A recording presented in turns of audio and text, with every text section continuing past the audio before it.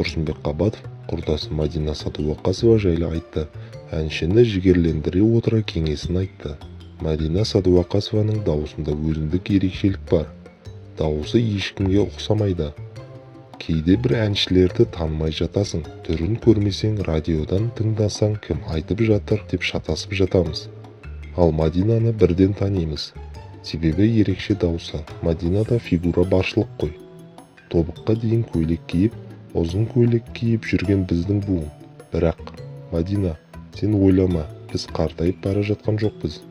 Біз енді ғана бастадық. Біздің екінші тынысымыз ашылды. Біз әлі көп еңбек етуіміз керек.